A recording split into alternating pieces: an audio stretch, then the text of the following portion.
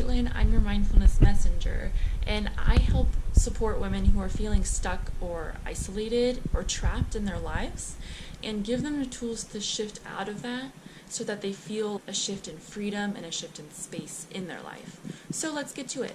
So today I wanted to talk about this topic. I believe that many people go through this. I went through it, and I think it's a very subtle habit that kind of creeps up in your life but can over time cause like dis-ease and unsatisfaction. So this is the concept of fixating on the future and not being content right now. So the reason why we do this is actually there's a benefit to this. And it could be small or it could be big. An example of a benefit would be avoiding the present.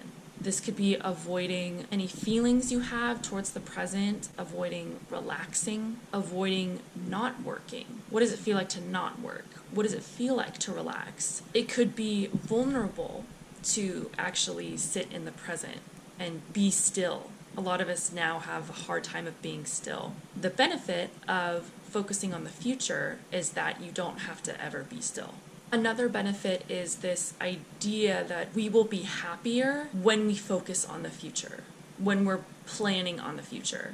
That's such a good intention. That's what we want. We want to plan for ourselves for the future. Oh, this can creep up if you're not content right now. This can actually create stress and anxiety. The reason for this is because what we're actually doing instead of planning for the future, we're actually creating this system of thinking, this pattern of constantly looking forward and never staying here. For example, this could show up when you are not at work and you're at home and you're relaxing and you need that time to kind of rejuvenate and just be and not do anything. So you find yourself anxious because you're not doing something.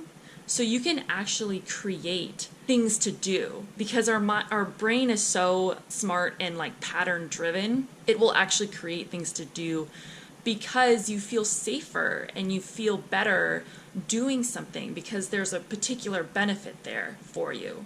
This system of thinking is actually can be a disadvantage to us because we're constantly on the go and we're constantly looking forward or backward or outside of ourselves when really we do need time to focus inward and focus on the present. The disadvantages of this type of thinking include anxiety, stress, dissatisfaction, dis-ease, discontentment, always needing to move or do something. The advantages of this type of thinking include planning, always planning, because so things can be predictable.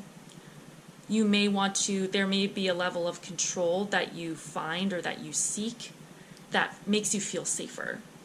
So the way that we can remove this pattern, this simple pattern, that's all this is. It's a learned behavior. It's a pattern that we get to remove because it's no longer serving us. A way that would actually allow you to shed light on this pattern and start to let it go is acknowledge the pattern. It's to listen to the pattern and be present and see it wherever it is in your life. So ways to do this is when you start feeling that dis-ease or discontentment or that antsiness, that stress or anxiety, you can feel it in your body.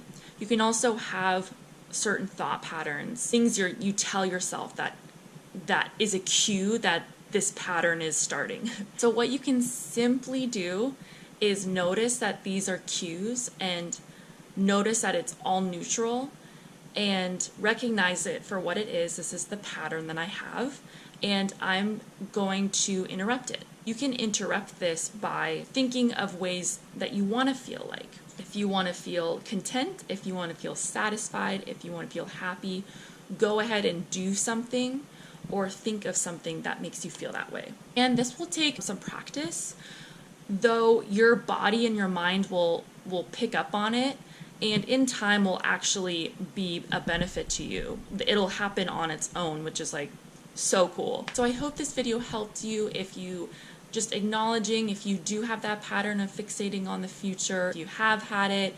I hope this information helped you to kind of recognize it and pick up on it.